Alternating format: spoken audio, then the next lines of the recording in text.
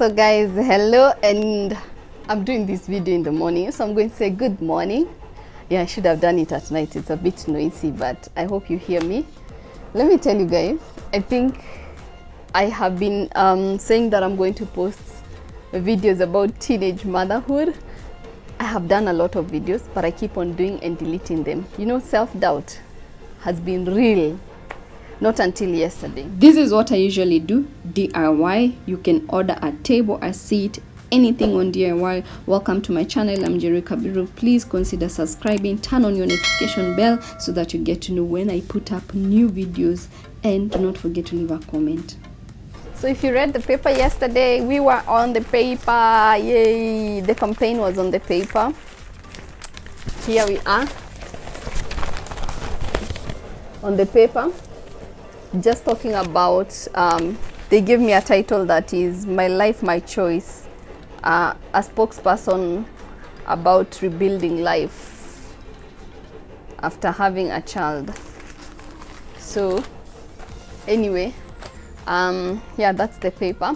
So I decided I'm going to do videos about campaign on awareness about teenage motherhood.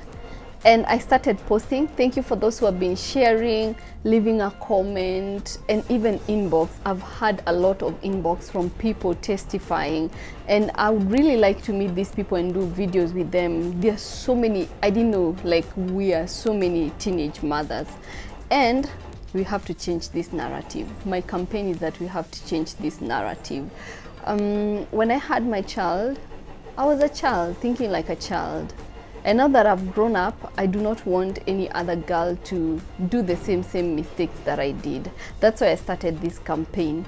So I'm going to do lots of videos in this one t-shirt. So if you see the t-shirt, it's about the project that I founded. It's called Undadada Usana, where we train teenage mothers who are not in school.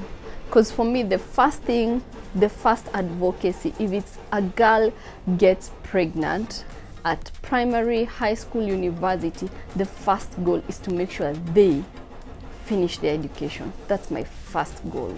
So the second one, if they are not able to finish their education due to various reasons, then what is next? What is next for this child who has a child? Then we train them. We train them on different art. So right now we are training them on two aspects. One, my art, and two, I have a lady called Josephine. Thank you, Josephine. She volunteered to come and train them on how to do makeup. And once they're done with the makeup, the next step will be if there are weddings, parties, whatever, these girls will be hired for that, to do makeup for people. You see, at least we're breaking that cycle. So the other thing is that we, you know, just coming together, talking, it kind of removes the stress and the trauma.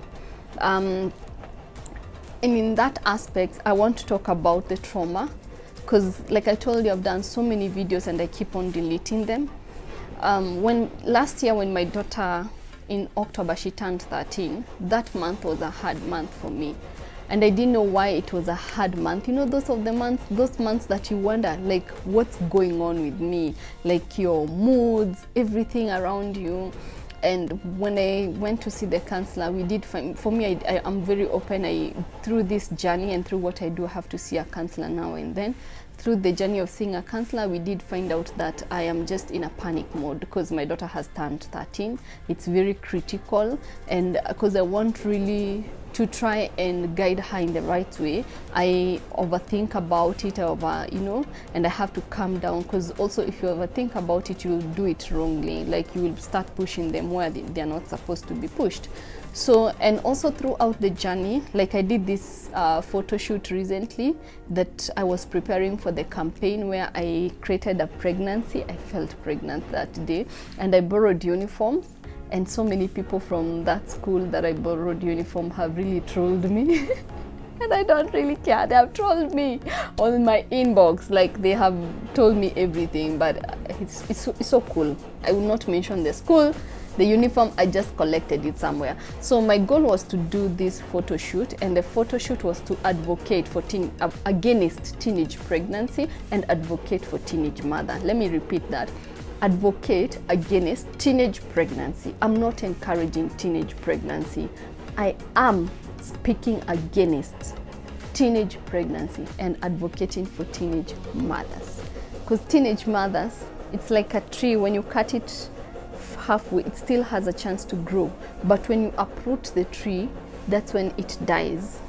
The society is uprooting the tree in teenage mothers, telling them they've done mistake. Of course, they've done mistake. They have a child. It is going to be a hard life. But imagine if we encourage them and told them your journey is going to be a bit harder, but if you worked hard, you can still turn around things for you and your child. Imagine that society. So, and the fact is that there are teenage mothers in Kenya. The statistic shows that 1 out of 5 girls aged between 10 to 19 are already a mother. So we can't do away with that part of advocating for them, for their rights, you know. And at the end of the day, most of the girls, 90% of the girls, they get children and they end up raising these children by themselves. So we have to stop the part of girls getting children by talking about it. I believe the International Women's Day this year, people are talking about breaking the bias.